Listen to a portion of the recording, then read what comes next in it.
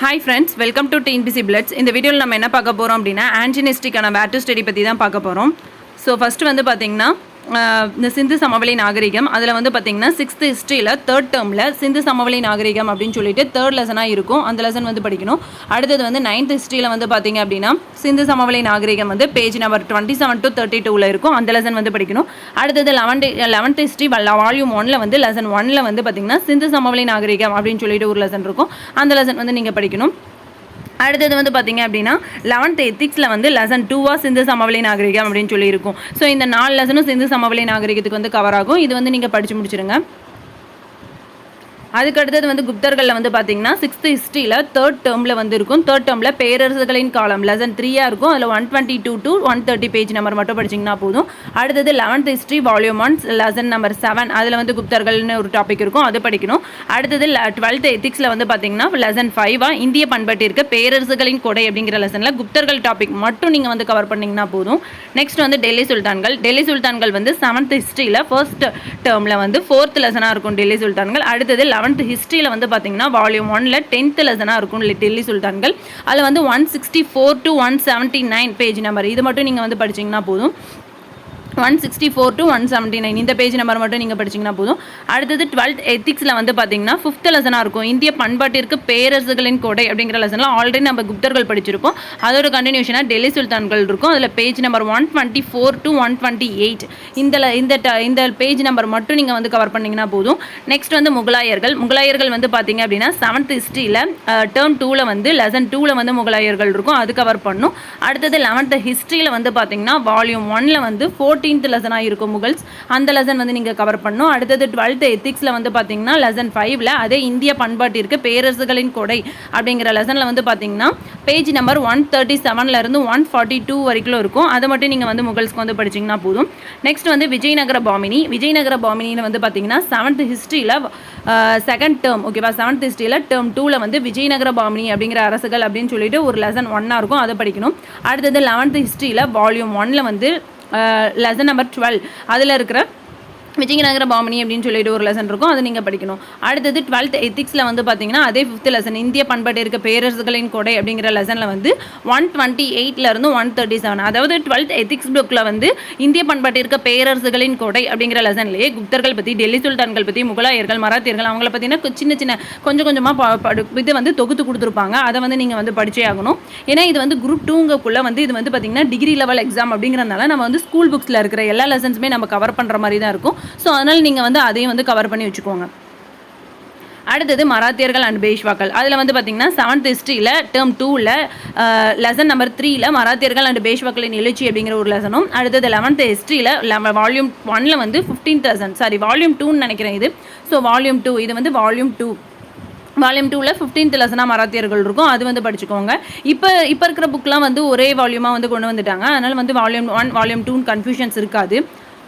அடுத்தது தென்னிந்திய அரசுகள் அப்படிங்கிற டாப்பிக்கில் வந்து பார்த்திங்கன்னா 6th ஹிஸ்ட்ரியில் 3rd டேர்ம் தென்னிந்திய அரசுகள்னால் நம்மளுக்கு எல்லாருமே வருவாங்க. சேரர்கள், சோழர்கள், பல்லவர்கள், பாண்டியர்கள், ராஷ்டிரகூடர்கள், சாளுக்கியர்கள் அவங்களுமே ராஷ்டிரகூடர்கள் சாளுக்கியர்களுமே நம்மளுக்கு வந்து சவுத் இந்தியன் ஹிஸ்ட்ரியில் கவர் ஆவாங்க. ஸோ அதையும் நீங்கள் வந்து ஸ்கிப் பண்ணாமல் படிச்சுக்கோங்க.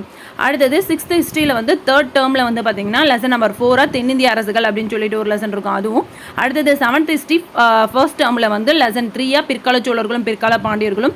அடுத்தது வந்து பார்த்திங்கன்னா 11th ஹிஸ்ட்ரி வால்யூம் 1ல் வந்து 9th லெசனாக தென்னிந்திய வரலாறு அப்படின்னு சொல்லிட்டு இருக்கும். அதில் வந்து நீங்கள் 138 142 வரைக்கும் படிக்கணும். அடுத்தது வந்து 149 to 150 இந்த பேஜ் நம்பர்ஸ் மட்டும் கவர் பண்ணால் போதும்.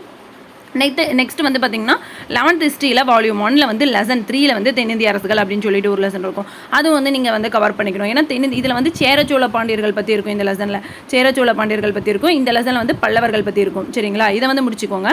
அடுத்தது வந்து பார்த்திங்கன்னா 12th எத்திக்ஸில் நான் சொல்லிட்டு இருந்தேன் இல்லையா இந்திய பண்பாட்டிற்கு பேரரசுகளின் கொடை, அதில் வந்து தென்னிந்திய அரசுகள் பற்றி லெசன் நம்பர் 128 137 வரைக்கும் இருக்கும், அந்த மட்டும் நீங்கள் படிச்சிங்கன்னா போதும். அடுத்தது வந்து பார்த்திங்கன்னா 6th ஹிஸ்ட்ரியில் வந்து தமிழ்நாட்டின் பண்டைய நகரங்கள்னு சொல்லிட்டு பூம்புகார், மதுரை அதை பற்றிலாம் இருக்கும், அந்த லெசன் வந்து கவர் பண்ணிக்கணும். அடுத்தது வந்து பார்த்திங்கன்னா தமிழ்நாட்டின் கலையும் கட்டடக்கலையும் அந்த லெசன் யார் என்னென்ன கோவில்கள் கட்டினாங்க அப்படின்னு சொல்லிட்டு அந்த லெசனில் இருக்கும். 11th ஹிஸ்ட்ரி வால்யூம் 1ல் வந்து பார்த்திங்கன்னா லெசன் 6ல் மௌரியருக்கு பிந்தைய அரசியலமைப்பும் சமூகமும் டாபிக்ஸ் 6.3ல் தமிழக அரசாட்சிகள் பற்றி மட்டும் நீங்கள் படிச்சிங்கன்னா போதும், வேறு எதுவும் படிக்க தேவையில்லை. சரிங்களா. அடுத்தது வந்து பார்த்திங்கன்னா இந்திய பண்பாட்டின் இயல்புகள், வேற்றுமையில் ஒற்றுமை, இனம், மொழி, வழக்காறு, இந்தியா ஒரு மதச்சார்பற்ற நாடு அப்படிங்கிற சிலபஸில் இருக்கிற டாபிக் என்னென்ன படிக்கணும்னு பார்க்கலாம். 6th ஹிஸ்ட்ரியில் டேர்ம் 1ல் வந்து பார்த்திங்கன்னா வரலாறு என்றால் என்ன அப்படின்னு சொல்லிட்டு லெசன் 1 இருக்கும். ஜஸ்ட் நீங்கள் ரீட் விட்டால் மட்டும் போதும். அடுத்தது 6th ஹிஸ்ட்ரியில் டேர்ம் 2ல் மாபெரும் சிந்தனையாளர்களும் புதிய நம்பிக்கைகளும் அப்படின்னு சொல்லிட்டு அதில் வந்து பார்த்திங்கன்னா புத்தர்கள் பற்றியும் மகாவீரர் பற்றியும் இருக்கும். அந்த லெசனை நீங்கள் வந்து ஹிஸ்ட்ரிக்கு கவர் பண்ணிக்கிறது பெட்டர். ஏன்னா இப்போ புத்தரில் இருந்து கொஸ்டின் கேட்குறாங்க. அடுத்தது 6th சிவிக்ஸில் வந்து பார்த்திங்கன்னா டேர்ம் 1ல் வந்து லெசன் 1ல் வந்து பன்முகத்தன்மையினை அறிவோம் அப்படின்னு சொல்லிட்டு ஒரு லெசன் இருக்கும். அதையும் நீங்கள் வந்து முடிச்சுக்கலாம். அடுத்தது வந்து பார்த்திங்கன்னா 12th எத்திக்ஸில் வந்து லெசன் 1 இந்திய பண்பாட்டின் இயல்புகள், லெசன் 2 வேற்றுமையில் ஒற்றுமை, லெசன் 4 இந்திய பண்பாடும் சமயங்களும், இந்திய பண்பாடும். அடுத்தது 9th லெசனில் வந்து இந்திய பண்பாடும் சுற்றுச்சூழலும், லெசன் 10 வந்து உலகிற்கு இந்திய பண்பாட்டின் கொடை அப்படிங்கிற லெசன். இந்த 4 லெசனுமே ஒரு 5 லெசன் இருக்குது. இந்த 5 லெசனுமே நீங்கள் நல்லா படிச்சுக்கோங்க. இதில் முக்கியமான லெசன் எதுன்னு வந்து பார்த்திங்கன்னா வேற்றுமையில் ஒற்றுமை ரொம்ப ரொம்ப முக்கியம். ஏன்னா நம்மளுக்கு சிலபஸ்லேயே வேற்றுமையில் ஒற்றுமை அப்படிங்கிற டாபிக் இருக்குது. அதனால் இது வந்து நீங்கள் தெளிவாக வந்து கவர் பண்ணி முடிச்சு வச்சுக்கோங்க. மற்ற லெசன்ஸ்லாம் ஒன்ஸ் ரீட்ஸ் கூட விட்டுக்கோங்க. அடுத்தது வந்து பார்த்திங்கன்னா சிலபஸில் இல்லாமல் காமன் லெசன் அதாவது அப்படின்னு சொல்லிட்டு சில லெசன்ஸ் வந்து கொடுத்துருக்கேன். அது வந்து பார்த்திங்கன்னா 8th ஹிஸ்ட்ரியில் டேர்ம் 1ல் வந்து பார்த்திங்கன்னா மக்களின் புரட்சி, அது வந்து 185லேருந்து 192 வரைக்கும் மட்டும் படித்தா போதும். அடுத்தது 9th ஹிஸ்ட்ரியில் லெசன் 7ல் இடைக்கால இந்தியாவில் அரசும் சமூகமும். நம்மளுக்கு இந்த இடைக்கால இந்தியாவை பற்றியெல்லாம் சில டாபிக்ஸ் இருக்கும். அது வந்து நீங்கள் படிச்சுக்கோங்க. அடுத்தது வந்து பார்த்திங்கன்னா 11th ஹிஸ்ட்ரியில் வால்யூம் 1ல் லெசன் 1 அதாவது பண்டைய இந்தியா தொடக்கம் முதல் சிந்து நாகரிகம் வரை லெசன் 12 to 17 வரைக்கும். ஜஸ்ட் இந்த மாதிரி கொடுக்குற லெசன்ஸ் எல்லாமே நீங்கள் வந்து ரீட் விட்டாமல் கூட போதும். ஸோ இந்த லெசன்ஸ் எல்லாமே கவர் பண்ணிட்டீங்க அப்படின்னா இந்த வேர் டு ஸ்டடி வந்து கம்ப்ளீட் ஆகுது. நீங்கள் வந்து இந்த லெசன்ஸ்லாம் நீங்கள் ஒரு பாஸ் பண்ணி இதை வந்து நோட் பண்ணி வச்சுக்கோங்க. ரொம்ப ரொம்ப முக்கியம். நான் ஆல்ரெடி உங்களுக்கு இன்ஸ்டாகிராமில் வந்து வேர் டு ஸ்டடி வந்து கொடுத்துருப்பேன். ஆனால் சிலபஸ் வைஸ் கொடுத்துருக்க மாட்டேன். இதெல்லாம் வந்து சிலபஸ் வைஸ் இருக்குது. இப்போ நீங்கள் ஒரு சிந்து சமவெளி நாகரிகம்னே எடுக்கிறீங்க அப்படின்னா ஃபுல்லாக இந்த 4 லெசனை முடிச்சிட்டிங்க அப்படின்னா அடுத்தது குப்தர்கள் போகலாம். குப்தர்களில் ஒரு 3 லெசன் இருக்குது. அந்த குப்தர்கள் 3 லெசன் முடிக்கலாம்.